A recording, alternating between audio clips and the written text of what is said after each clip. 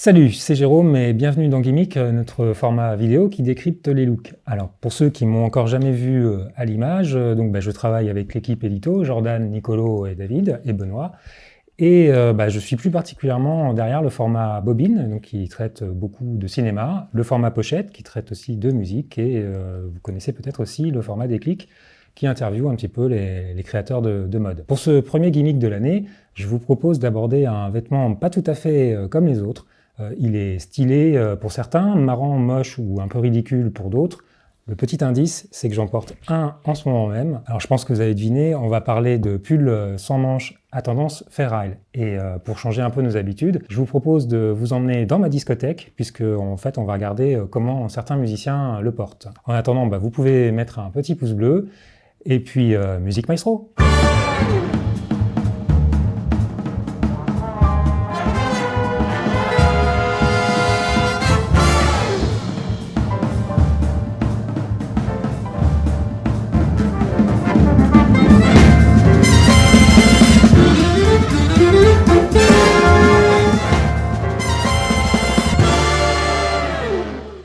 Alors, je ne vais pas vous mentir, porter un pull sans manches à tendance Fair Isle en 2022, c'est un parti pris. Donc, si votre première réaction s'attend vers le « c'est moche », « c'est ringard » ou carrément « ça va pas être possible », rassurez-vous, c'est complètement normal. Pour autant, comme toujours avec le vêtement, ça vaut le coup d'aller un peu au-delà des préjugés et puis d'essayer tout simplement. Le pull sans manches, vous le connaissez, vous en avez certainement déjà croisé dans les vieux films, sur certains lookbooks ou carrément chez vos grands-parents. C'est un peu l'image de base, c'est-à-dire dans le désordre, c'est soit très stylé, soit un petit peu vieillot. Raison de plus pour y donner un petit peu de couleur et du motif. Le motif Fair Isle, on y vient, c'est une vieille tradition écossaise qui date du 19e siècle. C'est aussi le nom d'une île qui se trouve dans les îles Shetland. Alors donc globalement, c'est entre l'Écosse et la Norvège, pour vous situer un petit peu. Et tout est parti de là, et c'est d'ailleurs pour cette raison que ce motif s'appelle comme ça. Donc jusqu'ici, tout va bien. Concrètement, le motif Fair Isle, il utilise une palette de plusieurs couleurs, en général 5 ou 6, et ça se présente sous forme de lignes, comme vous pouvez voir ici, avec des motifs à l'intérieur. Il y a généralement 2 couleurs par ligne, 2 couleurs différentes. Alors plus tard, ce vêtement est devenu un véritable objet de mode. Typiquement, c'est un type de pull que vous trouverez chez des marques comme Ralph Lauren par exemple. Celui que je porte, c'est un Jamieson, ce qui est une marque assez réputée pour ce type de produit. Et maintenant que les présentations sont faites, je vous propose de passer à la pratique. Tenue numéro 1, c'est un choix qui va vous paraître peut-être un petit peu pointu, encore que il s'agit en fait de Paul Weller. C'est un artiste dont j'ai déjà parlé dans une pochette cet été. C'était notamment au sujet du polo. C'est un peu le grand-papa de groupes comme Blur ou Oasis, pour vous situer un petit peu son univers. Alors j'adore ses disques, notamment ceux de ses anciens groupes comme The Jam ou The Style Council, mais j'aime aussi sa manière de s'habiller, qui est toujours très bien sentie. Si vous suivez un petit peu l'actualité des marques, vous avez peut-être vu ce qu'il a fait pour la marque anglaise Sunspell. Alors j'ai choisi ce look parce que Paul Weller a 63 ans, il a les cheveux blancs, et sur cette photo, en fait, vous allez voir qu'il n'a pas du tout l'air d'un papy avec pull sans manches. On sent vraiment qu'il prend plaisir à s'habiller et c'est vraiment ce qui me plaît dans cette image. Alors le style papy, je pense que vous connaissez, c'était l'image de base au départ quand je vous ai présenté ce que c'était qu'un pull sans manches. Donc comme vous pouvez le voir ici, la réalité peut être vraiment différente. Et de mon côté, si je peux vieillir comme Paul Weller, ça m'ira très bien. Alors pour les cheveux, c'est un peu raté, mais je pense que pour le style, c'est encore jouable. Alors regardons un petit peu cette tenue plus en détail. Alors au pied, on a des chaussures de couleur plutôt foncée, donc on est plus sur quelque chose d'un peu bordeaux, aubergine. Difficile d'être complètement affirmatif, ça pourrait même être presque du noir. Ceci dit, la chaussure noire dans un look, ça peut être tout à fait réussi. Alors en fait, Jordan en a d'ailleurs fait un sujet que je vous laisserai découvrir dans les descriptions. Avec des chaussures noires, en fait, c'est pas facile à dire les chaussures noires. On peut jouer avec le contraste, on peut mettre en valeur des couleurs, des textures. On peut aussi jouer avec les registres de style, utiliser cette couleur de manière neutre, voire mélanger un peu tout ça à la fois. Ensuite, on a un pantalon brun qui est plutôt habillé avec un discret motif à carreaux. Alors, on le voit peut-être pas très bien sur la photo qu'on est actuellement en train d'étudier, mais je vous ai trouvé une autre photo où on voit vraiment bien le motif et vous allez voir que c'est quand même assez subtil et c'est plutôt joli. C'est une belle coupe. Comme vous pouvez le voir, le sombre des chaussures fait lui-même écho au sombre de la chemise. Alors, on distingue pas tout à fait la couleur, on est presque sur du noir noir, mais globalement on est plus sur quelque chose de bleu marine, un peu bleu nuit. On pourrait s'arrêter là et on aurait une tenue discrète, simple, efficace, mais ça manquerait quand même un petit peu de magie. C'est ici que le pull sans manches à tendance Fairale intervient. Il transforme la tenue en véritable chef-d'œuvre. Alors, ok, le mot chef-d'œuvre c'est peut-être un peu fort, mais personnellement je trouve que cette tenue a quelque chose d'extrêmement inspirant pour moi. Ici vous pouvez noter le rappel entre le pull et le pantalon, dont une des couleurs de base c'est une sorte de sable. Alors c'est pas tout à fait beige non plus, on y trouve aussi du rouge, du bleu-vert, un petit peu turquoise.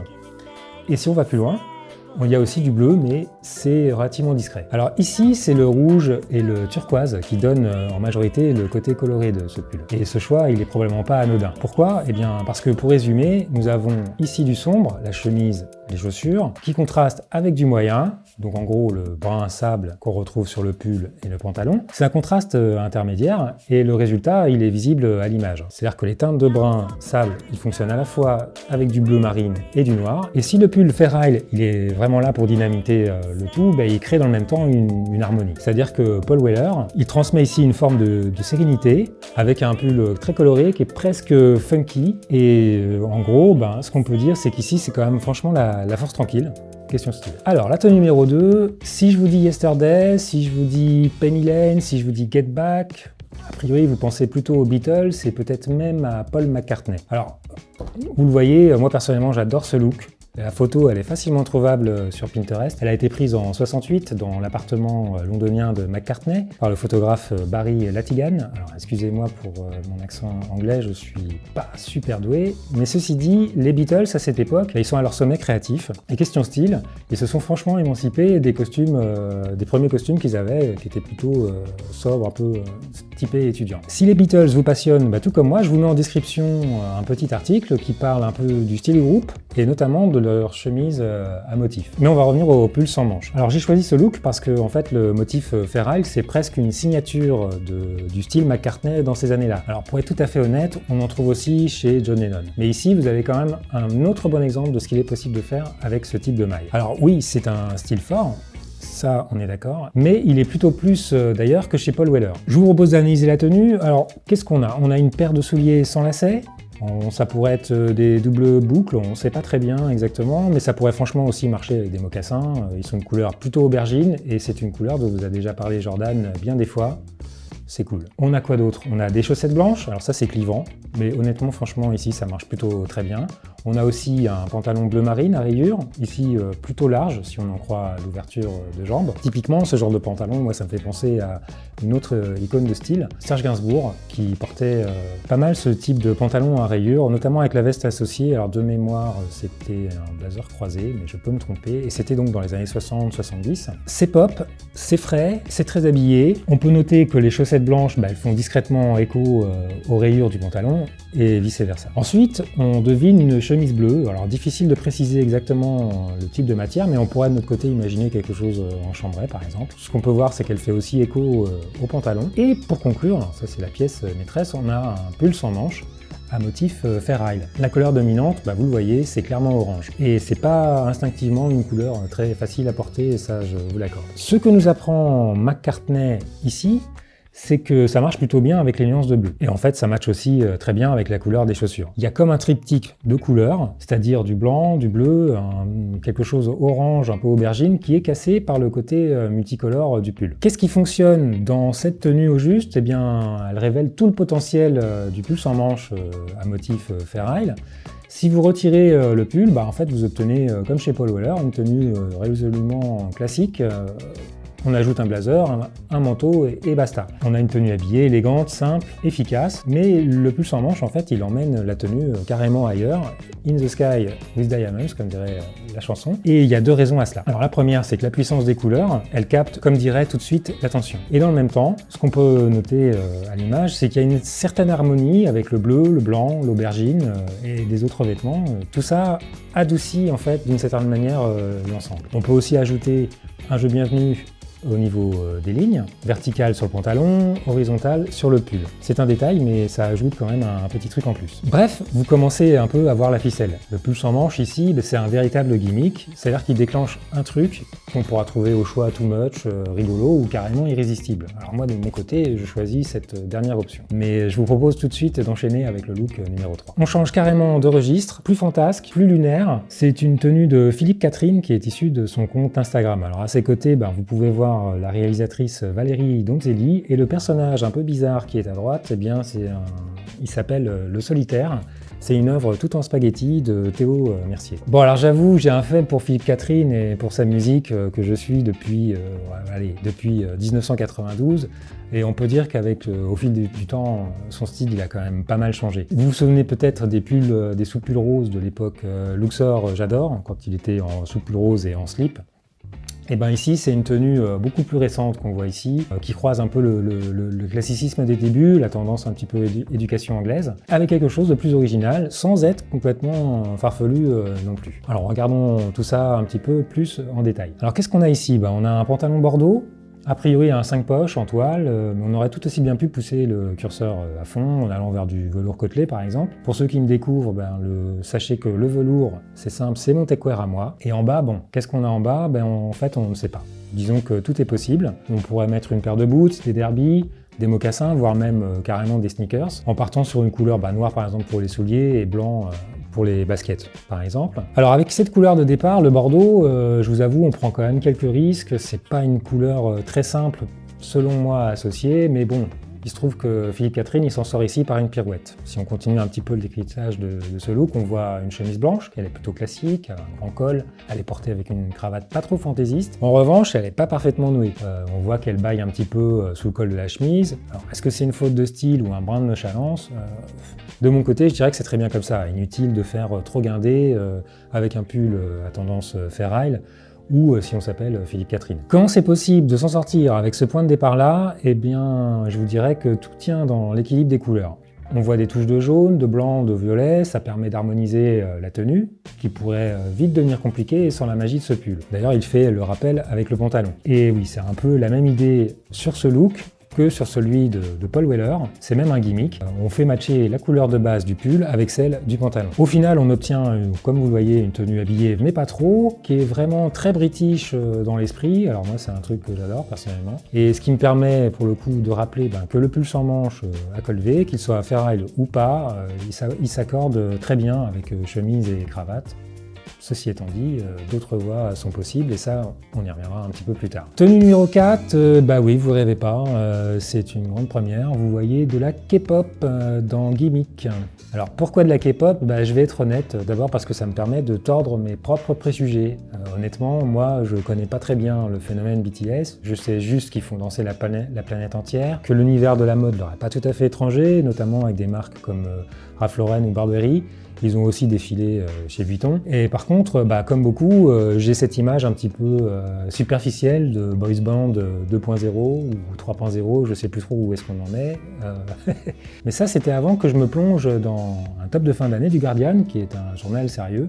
Et parmi les lauréats, il y avait BTS et une chanson qui s'appelait Fake Love. Alors un conseil, ne vous faites pas avoir, cette chanson, c'est très précisément ce qu'on attend d'une chanson pop, c'est-à-dire qu'en gros, une fois que vous l'avez dans la tête, elle vous lâche plus. Et on peut dire un peu la même chose de la tenue 2020 d'un des membres du groupe que je vous présente aujourd'hui, que vous pourrez retrouver d'ailleurs sur le compte Twitter de la marque Ralph Lauren. Alors sur cette image de départ, en fait, tous les membres du groupe sur cette photo, ils sont en costume, à l'exception d'un, c'est le rappeur du groupe et il s'appelle RM. Kim Namjoon de son vrai nom. Pas facile à dire ceci dit. Que peut-on voir ici? D'abord un blazer en cuir suédé camel.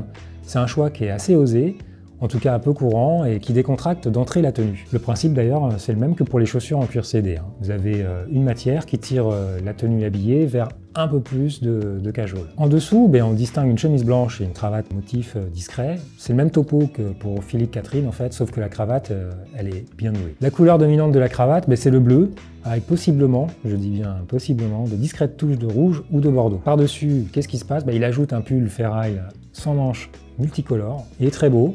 Vous avez beaucoup de beige, des abelles de blanc, du bleu, du rouge, du bordeaux, pas mal de couleurs. Et donc bien sûr vous avez compris un petit peu le système, c'est-à-dire que les couleurs du pull, elles font écho à la cravate et à la chemise. Et le beige en fait dans tout ça, il peut être considéré comme une couleur proche du camel, ça fait le lien en gros. Et donc du coup moi je trouve ce lot vraiment très réussi. On continue en bas, il glisse un pantalon en flanelle gris, plutôt foncé, donc voilà on est sur quelque chose de très classique, il n'y a pas de pince, on est proche du costume standardisé, sauf qu'on est quand même chez Ralph Lauren et que du coup la pièce elle coûte relativement cher. Plus de 300 € pour un pantalon, c'est un peu ce qu'on appelle un budget. Ceci étant, le gris c'est quand même bien trouvé, ça calme le jeu, ça fait office un petit peu de terrain neutre, c'est très intemporel, toujours élégant, et ça marche très bien avec ce qui conclut la tenue, des chaussures noires. Alors je vous ai dit tout à l'heure, les chaussures noires c'est cool, sauf que bon, à mon humble avis, c'est quand même ici un petit peu le point faible de cette tenue. Ça n'a rien à voir avec la couleur, même si on aurait pu préférer du marron pour rappeler la veste, ou de l'aubergine pour faire un peu le lien avec le pull. Non, c'est juste que, honnêtement, moi je trouve ces chaussures un petit peu pataudes et, pour tout dire, assez moches.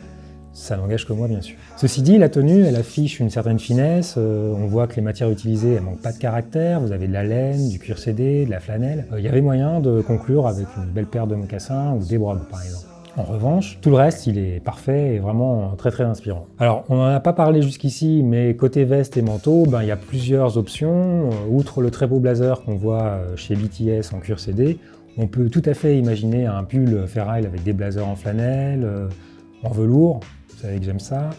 On peut aussi imaginer des manteaux, des parkas, des vestes d'inspiration militaire, comme une jungle jacket par exemple, et peut-être même avec des vestes en dénime. Je dis peut-être parce qu'en fait l'idée c'est un petit peu de laisser la porte ouverte aux expériences, à l'inattendu, et c'est aussi en essayant, alors ça c'est mon credo, mais c'est aussi en essayant qu'on apprend petit à petit sur le style et savoir un petit peu ce qui nous va bien. J'ai un petit quelque chose de changé, non ? Alors pour vous montrer qu'on peut décaler un petit peu cette pièce, je viens de passer un hoodie écru un petit peu chiné. Et en bas, vous ne voyez pas, mais j'ai une paire de sneakers et un jog pant bleu marine. Rien d'extraordinaire. Alors en revanche, pour le haut, c'est ce que Jordan appellerait un leggering inattendu. Et effectivement, je me suis surpris moi-même à essayer de trouver une pièce qu'on n'associe pas vraiment avec ce type de pull.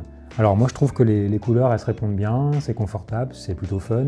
Typiquement c'est le genre de truc qu'on peut porter à la maison et vous voyez, tout est possible. Alors on l'a vu à travers ces 4 exemples, le pull sans manches à motif Fair Isle, il peut se porter à tous les âges.